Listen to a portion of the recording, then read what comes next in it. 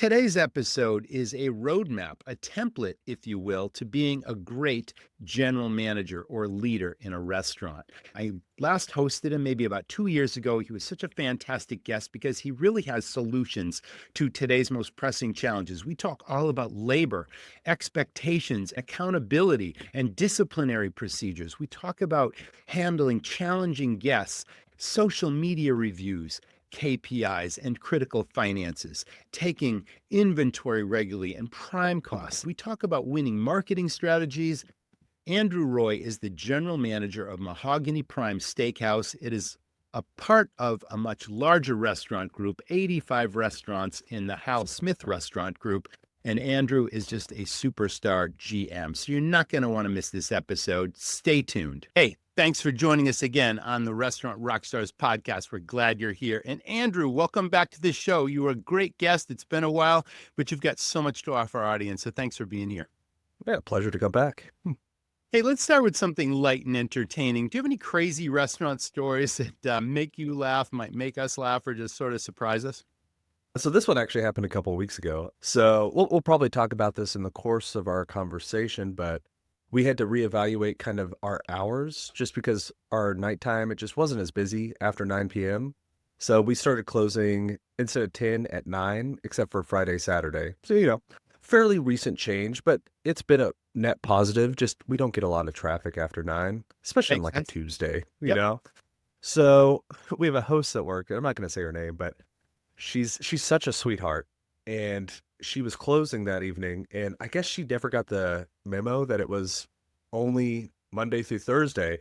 And so I'm closing the restaurant, and we are busy. We are packed. It's Friday night, and she walks up to me, and it's probably 9:02. She's like, "The doors are locked. I'm ready to go." And I'm like, "What?" And she's like, "No, the doors are locked. I'm ready to go. Can you check me out?" And I was like, "We're open till 10. Like, we have reservations still." And she's like, so she has to go. I mean, I crushed her soul too because she had plans after that. I was And, going to ask you that. Did she have somewhere to oh, be? And it's like she was oh, ready to rock yeah. and roll. And then all of a sudden you kind of popped her balloon. Hey, we got reservations, man. The show must go on. Yeah. Yeah, no, I've never seen someone look so disappointed when I said, We're open still." Unbelievable. All Yeah, right. That's great. Well, hopefully she got over it and it's, business as usual. She's back at it. So you still with Mahogany Prime? I am. Mahogany Prime Steakhouse in Omaha. Awesome. Omaha Steaks, of course. Awesome. All right, let's talk about some current challenges that are going on. There's so many of our audience that are still struggling with labor. Are you having any challenges with that? And if so, how are you solving it? I mean, that story kind of pointed to that at the beginning. Everything these days is getting expensive. It just is. And, as prices go up, margins compress. So you look for pennies anywhere you can. Yep. That was part of the reason, it was something that I wasn't fully excited to do, but I understand the trade-off. I do like that there are places in my town that are open past 9 p.m. and but it would just when you have like one or two guests in an hour, it just doesn't make sense financially to keep a full kitchen. So that has been something that's sad, but has been a huge net positive because we already see that we weren't making anything in that last hour. So People yeah. standing around is so depressing, and people that aren't making any money. And it's like, it's a morale killer too. So I think it's the smartest thing that you can do to tighten up your hours to meet the business demands for sure.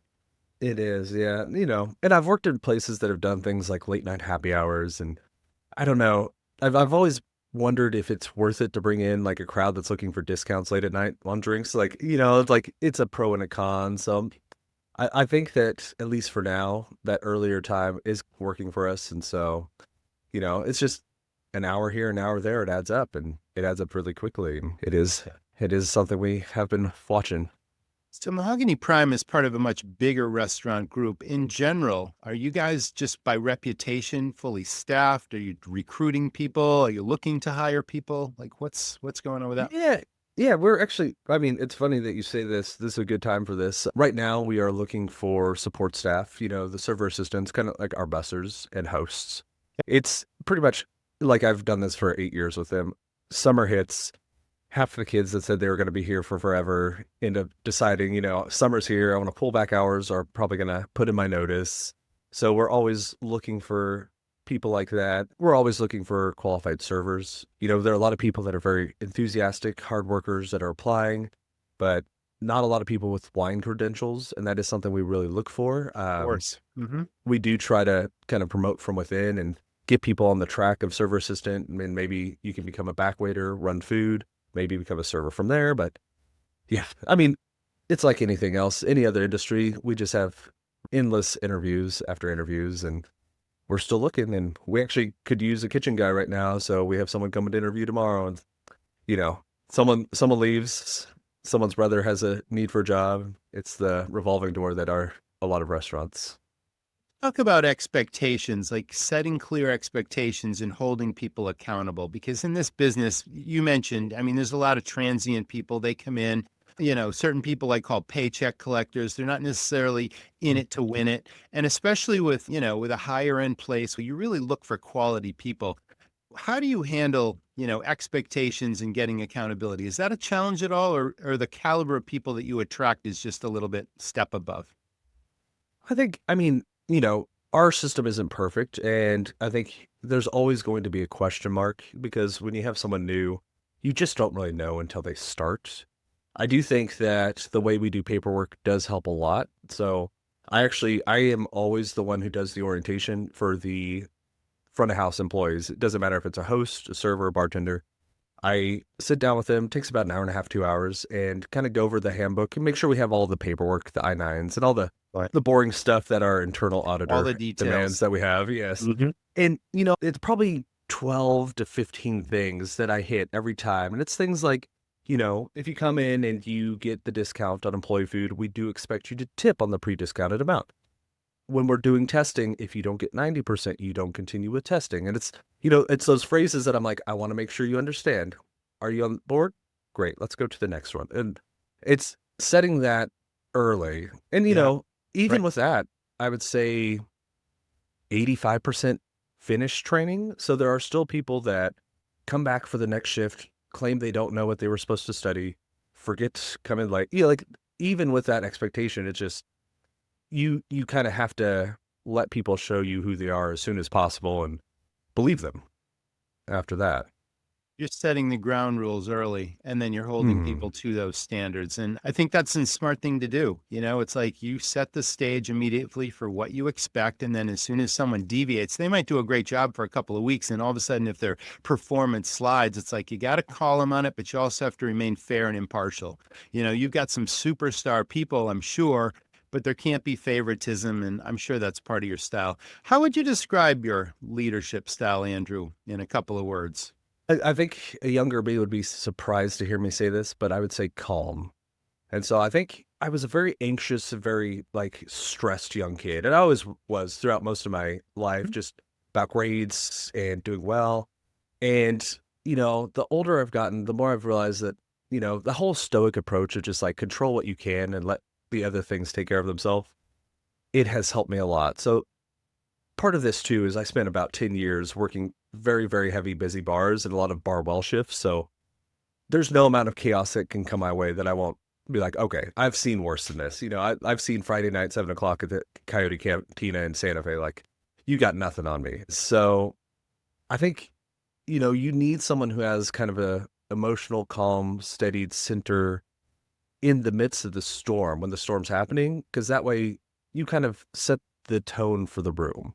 And other than that, I would say that I'm very good at writing things down, not forgetting things, setting up systems. Terrible at delegation, but I don't know any person who's ever said they're great at it. Just, there's always that thought in the back of your head, like, I could do this better, faster. And that's how you get yourself drowned in all these little tasks that you don't need necessarily to do. Right. Yeah. Right.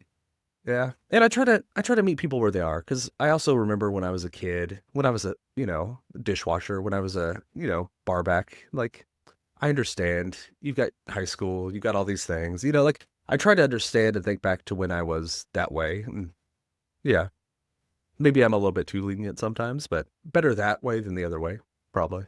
So that begs a question, because I was a big believer in a word empowerment versus delegation.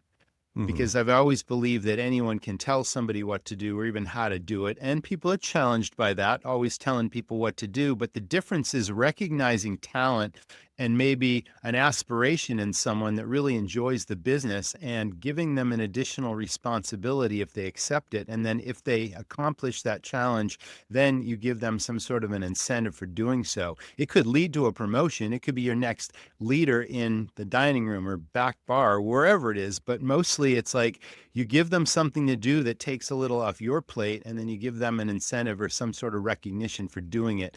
And then they feel like they're accomplished. It gives them something interesting besides the regular gig. And yeah, it's worked really well for me. So that's Mhm. my definition, and that's kind of my difference there. Let's talk about recognition and rewarding people. Like when someone just does a stellar job, they're a superstar. Is there anything in place at Mahogany Prime or even the larger organization on how people are recognized? Oh, sure, yeah. So from like the smallest to the biggest, we have every day in our pre-shift meeting, we ended off with, "Hey, is anyone doing a great job? Any shout outs?" And so that kind of lets everyone on the I like that. team, it's like, "Oh yeah, he's doing great. John's doing great." And, yeah, back and forth, and it's a little bit of patting each other's back, but I like you it. need that. You need I like it. encouragement. We have these little cards, we call them golden G's, and they're good for $20 worth of food. And so if a manager notices someone does something really great, or server assistant went above and beyond to get that table set quickly, et cetera, et cetera. Those are just, yeah, it's good for chicken strips and fries. Like, heck yeah, you can actually put them together and get like 3 or 4, get a steak, so. And then we have like, exactly what you'd expect, employee of the quarter, employee of the year, and those come with some financial bonuses too. So, So it sounds like that creates sort of a healthy, I'm not sure competition is the word, but it's like people are really in it to win it, like I said earlier, and they just want to rise to challenges. And they probably love winning golden G's. Like who wouldn't want oh yeah. those kind of perks? That's interesting. I'm glad you mentioned it. We did a contest. It was about, I'd say, about 3 or 4 weeks ago, and we called it Project French Fry. And so it was the brainchild of one of our servers, and whoever on the server assistant team got the most people that voted for him got one of those cards. And all the guys on the server assistant team, they all love just ordering the French fries. So it was like Project French Fry, do the best work, and you get to win the French fries for the day. And so they really like that, and yeah, it Very was a it cool. was a really cool time.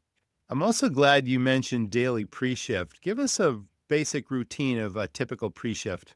Listen closely in a professional kitchen and you'll hear it, the sound of bacon doing its job. That's why operators are choosing Smithfield Select Bacon. This premium, ready to cook bacon will elevate your menu and your bottom line. Smithfield saves you time, labor, and back of house costs, all while satisfying your guests. We're talking thick, cut, crispy, and delicious bacon that looks and tastes like it was freshly cooked from raw, but you can just heat and serve.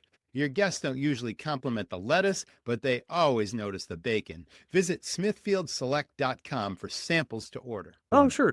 So we actually write different weekly notes for pre-shift. Every Monday we publish them, and we use the same, and every day, because features do change.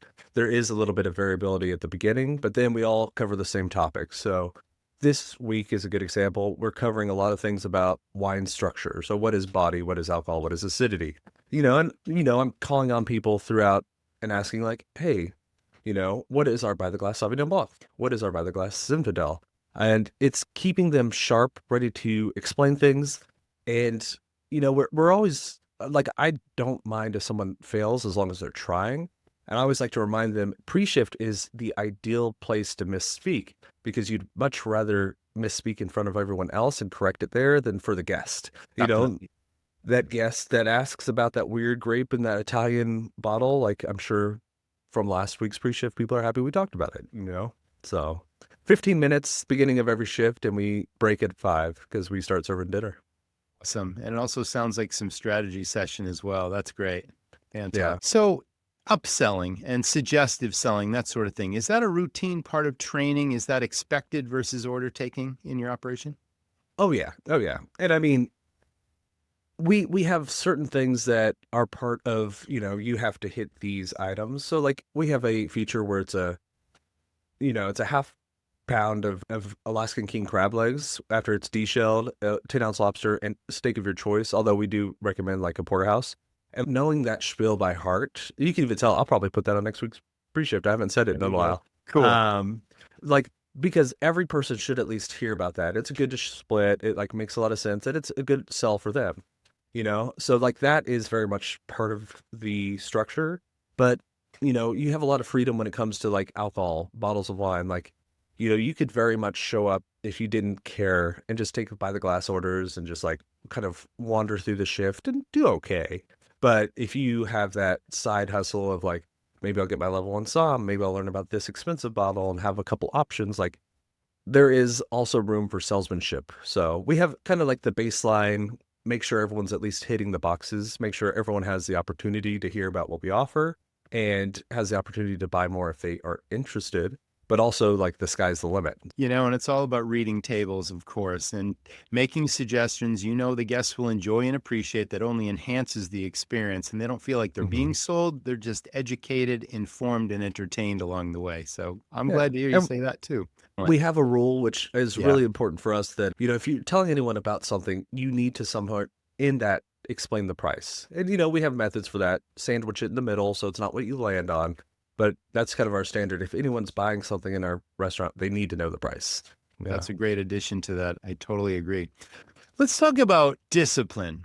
There are Mhm. minor infractions such as, someone is routinely late for a shift. There are major infractions like bullying or harassment or drug or alcohol use on the property, all that kind of stuff. That's a system. Do you run into much trouble with that, or how do you handle like write-ups and discipline and all that kind of stuff? So there are kind of two different tracks. And, you know, I'll start by addressing the second one you brought up. The like bullying, harassment, alcohol, you know, like those sort of things. Mhm. You Yep. know, we are an at-will state, and like there are certain things that we term the terminable offenses, and it's like, yes, if you no call no show, we are going to let you go. We just are, you know, and like you should expect that in the industry.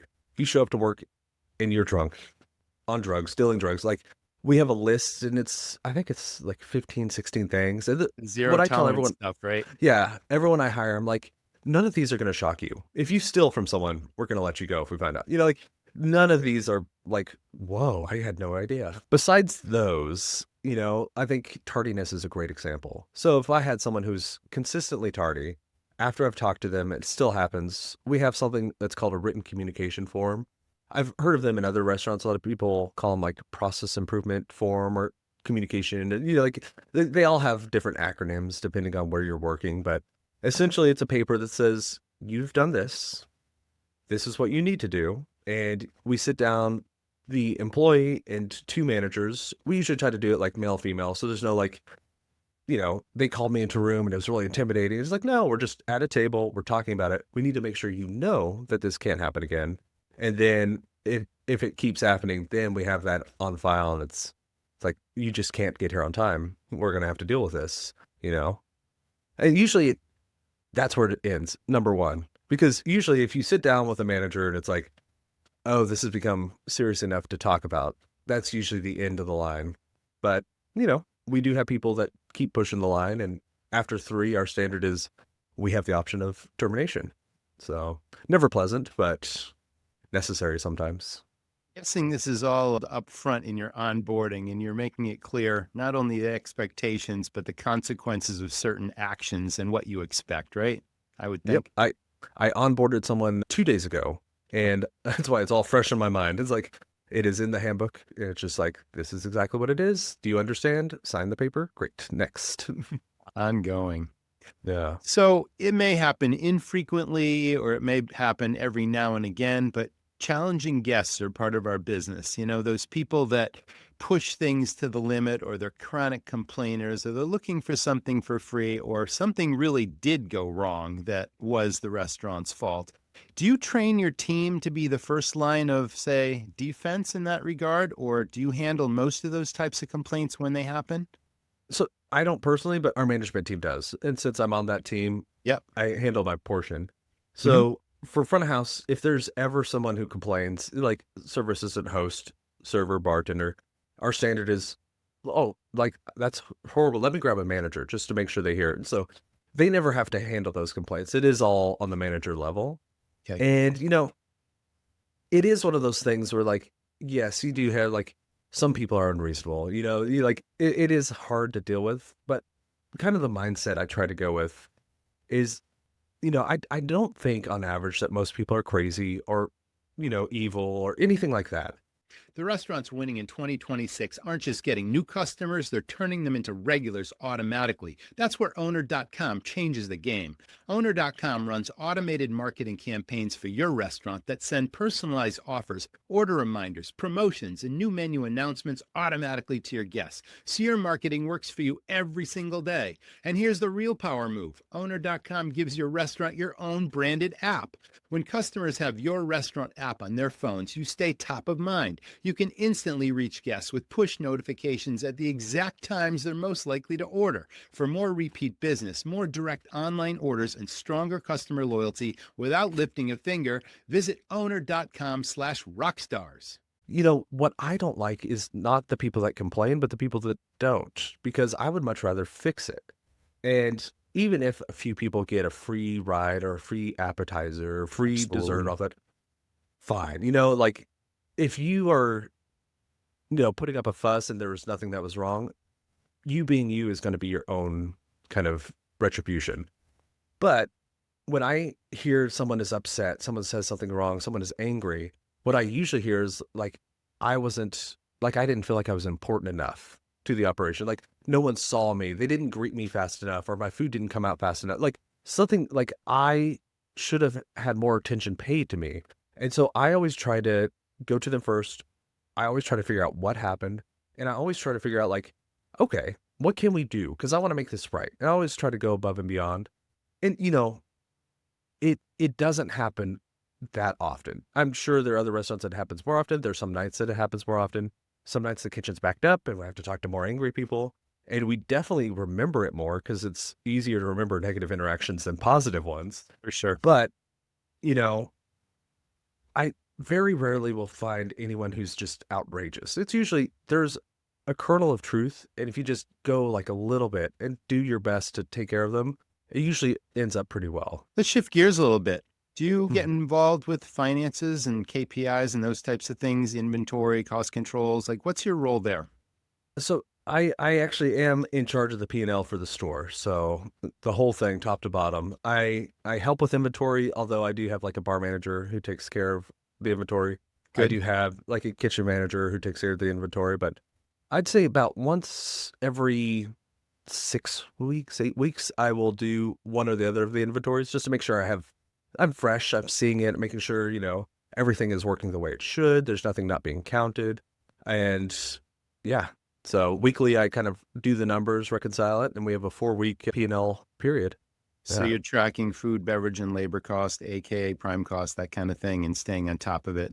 Is it Yeah. becoming harder to, say, maintain margins with rising costs and all that? Are you regularly raising prices as well, or how are you handling that? We have had to raise prices recently. Nothing crazy.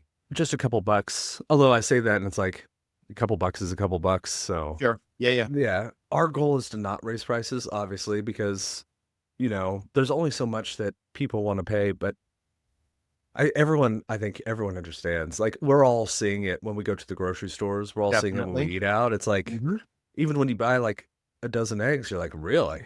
Like, okay, yeah. So my $100 like breakfast run to the store later, it's a delicate dance. And would I go back 6 years versus now? Definitely not. I think it's not as bad as times of COVID. Like, we've Right. definitely seen more chaos in the last decade than right Mm. now, but doesn't mean that it's pleasant. It doesn't mean we won't get through it. We've gotten through all of the rest of it, but yeah, we do notice that bottom line. So we are watching things like when we close. So speaking of the bottom line, you must have a chef in each location for all your restaurants in the group. Does that person routinely cost out the menu to know what it costs ingredients to serve a dish to a guest? Well, so just so you know how we operate, we have an executive chef that kind of oversees all the concepts and creates the recipes. I And then we see. have an executive culinary manager in-house, and he's the person or she's the person who runs the kitchen. So that's kind of like their hat. Gotcha. So they don't actually create the recipes, but they do implement all of them. And on the store level, we use Restaurant 365. And so it's continuously updating what we have price wise based on what the invoices say. And so we have the different inventory items all cost, like the proportions for the different recipes all broken out. And so it actually will update that real time cost for you. So you can see it like week by week as we did different like prices on spinach. What is the creamy spinach price? So it is something that we're capable of doing, and we do a little more hands-on for the bar. And, it's like cocktail recipes are a little less exact, but we definitely have the theoretical understanding, but thanks to technology, we don't have to by pencil every day. Let's talk about guest expectations. Have those changed much since COVID? What have you seen? Do they have higher standards? Are they really pleased with the overall experience because you're consistent? Like, what do your guests Hmm. expect when they walk into Mahogany Prime? That's an interesting one, especially framed from the point of view of COVID. You know, I think we all kind of went on a crazy ride over the last 6 years, No doubt. I would and too. yeah, the, there were definitely ups and downs. I think Mhm. starting in probably 2023, 2024, when things at least began to feel a little normalized in the restaurant world, we've gotten a lot of people that are just very happy. The good thing about having a higher price point and having a larger staff is when there are shortages, you go from 90 to 80 people versus like 30 to 20, which could be like disastrous if you're open all day. So the different hits that different restaurants have had to take when it comes to service standards, timing on food, quality, we've suffered less. And I think we've looked better in comparison to some of the, like the mid and lower chain places where it's been some chaos and like understandable chaos because they're facing a lot of the problems we are. Just when you have a smaller labor pool, it just hits harder. And so I've found since COVID, especially since like the 2023, 2024, that people have been very grateful and they compare us to a lot of places that have suffered a lot. And so we're lucky by the comparison, but everyone's tired after that. We lost a lot of great servers when the pandemic hit because they lost childcare. A lot of them didn't come back. There's like we are all rebuilding and we're doing the best we can. But for my location in general, things have been okay. Unless my fingers are crossed that that stays true. Definitely. Do you get a chance to shop the competition at all and see what they're up to? Oh yeah, yeah, for sure. I love eating out. But know what they're up to. That was always my motto. It's like we're going to play our best game, but I always want to know what everyone else is doing, what they're doing right. I used to Mm. actually send members of my staff as sort of a reward. Hey, go out to dinner with a friend or your partner, your spouse, whatever. But I want you to report back what they're doing well, what they're doing wrong. Bring us a menu, whatever. And it's like they would always do a really great job with that. But it was a great way of sort of secret shopping, without them knowing we were secret shopping them. Right. Yeah, I mean, the cool thing about Omaha too, which has really surprised me, I'm glad I moved up here. Like, there are so many different little restaurants doing so many cool things, independent places. V Mertz downtown has some of the best inventive cuisine. And it's like, they have steaks, but they're also very, very, it's like artistry. It's crazy, but Like it's delicious. And, yeah, it's a love draw. those guys. There's a great pizza house by us, Dante. So, like, there are people doing all sorts of cool things around us. So I'm always checking things out. A great business to be in if we're passionate about food and beverage and hospitality, isn't it? Let's talk about marketing. Like, do you have a strategy? Do you follow a marketing plan year to year? Does it change? Do you use influencers? Like, what works for you? So we've dabbled a little in influencers and we've never gone hard in it. My like overall parent company, Hal Smith, they have a marketing department. So they kind of direct it, although we do send different things that we're interested into them. So we have like there's a big poster whenever you land at the Omaha airport. If you pick up your luggage, you're going to see a sign about Mahogany. So just heads up. And the general stuff that you would expect. Someone who's watching the social medias, I do part of that, responding to some of the guest responses. If you search Omaha steak or Omaha mahogany, like on Google, you'll find that our name pops up there and it's the sponsored result because you don't want people going to the competition when they're looking for you. It's just making sure that we have some of the basics in line. So it's just making sure that we have some presence out there. We are getting some stories in magazines that, people are hearing about us and we have Past some sort accolades, of yeah. news out there. Yeah. But online reviews, is that something you handle yourself? Do you have somebody dedicated at the company level that does it? Or like, how do you respond? And what's your best advice to other people, positive and negative reviews? So we handle most of that in-house. The one that we don't is the Google reviews because they have the access to that account, which, fair enough. One thing less to do. But all the management team do handle those. It's one of our like opening duties. It's just a check mark. So you just look and respond. Like I actually personally handle all the negative reviews because I'm happy to do that. That way my name is in the signature when I talk to them. And you know, I always like we were talking about before, I always try to say like, hey, I see that we didn't maybe meet your standards when like say it was like a 2-star review with nothing on it. It's like, hey, I see that, last week we didn't meet your standards.